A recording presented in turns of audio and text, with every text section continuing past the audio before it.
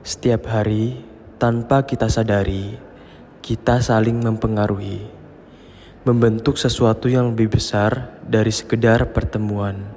Interaksi sosial merupakan hubungan yang dinamis, hubungan yang menyangkut antara orang perorangan maupun antara kelompok ke kelompok manusia dan antara orang perorangan ke kelompok manusia lainnya.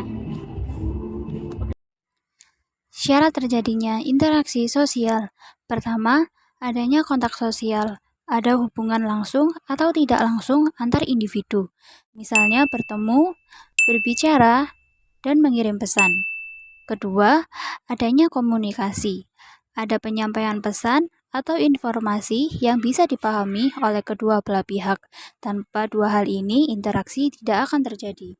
Kontak sosial dapat bersifat primer atau sekunder. Apabila pihak-pihak yang mengadakan kontak dapat bertemu langsung dan berhadapan muka, hal itu dikatakan bersifat primer. Apabila di dalam kontak tersebut diperlukan suatu perantara yang berupa orang perorangan, media, hal itu dinamakan bersifat sekunder. Menurut Jilin dan Jilin, ada dua proses sosial yang timbul akibat adanya interaksi sosial, yaitu yang pertama, proses asosiatif, yang terbagi ke dalam tiga bentuk khusus, yakni satu, akomodasi, yang kedua, asimilasi, yang ketiga, akulturasi. Proses sosial di mana individu atau kelompok melakukan penyesuaian untuk meredakan ketegangan dan konflik yang ada, bertujuan untuk menciptakan keseimbangan dan pencegahan pertentangan yang lebih besar dalam interaksi sosial.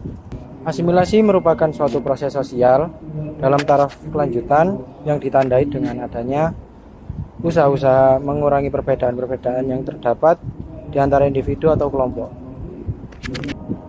Adanya akulturasi bertujuan untuk menciptakan budaya atau tradisi baru sehingga dapat memperkaya budaya atau tradisi yang sudah ada. Contohnya, akulturasi antara lain pemberian angpau pada saat Idul Fitri. Oke, di sini ada bentuk-bentuk interaksi sosial. Apa sih bentuk-bentuk interaksi sosial itu? Bentuk-bentuk interaksi sosial dapat berupa kerjasama seperti cooperation, persaingan, competition, dan bahkan dapat juga berbentuk pertentangan atau pertikaian, konflik. Seperti kerjasama cooperation dimaksud sebagai suatu usaha sama antara individu atau kelompok untuk mencapai tujuan bersama tertentu.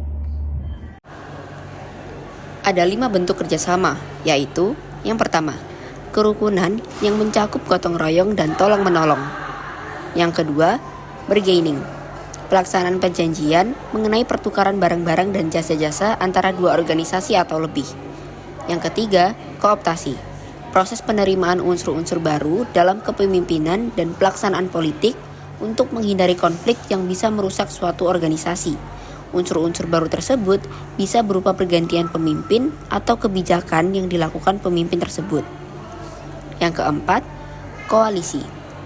Kombinasi antara dua organisasi atau lebih yang mempunyai tujuan-tujuan yang sama, tetapi dapat menghasilkan keadaan yang tidak stabil untuk sementara waktu.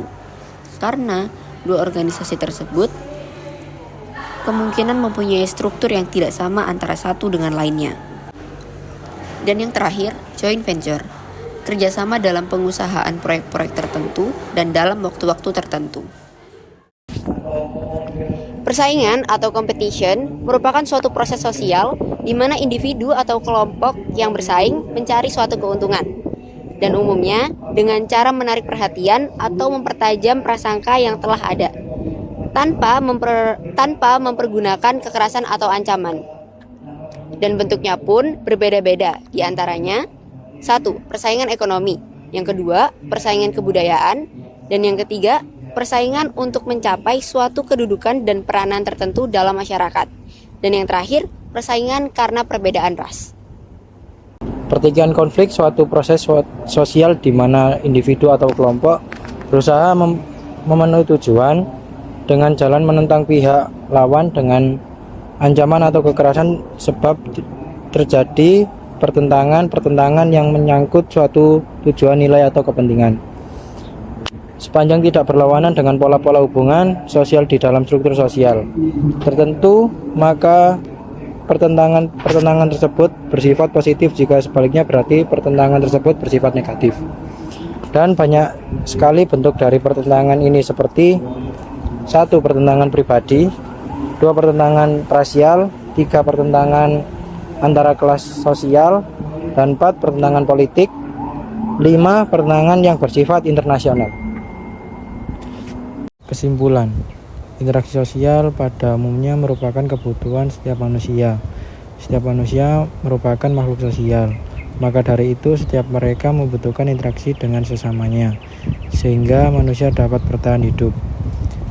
Dan seiring dengan berjalannya waktu, tingkat kebutuhan akan adanya interaksi sosial pun semakin meningkat, dan media untuk berinteraksi pun semakin banyak.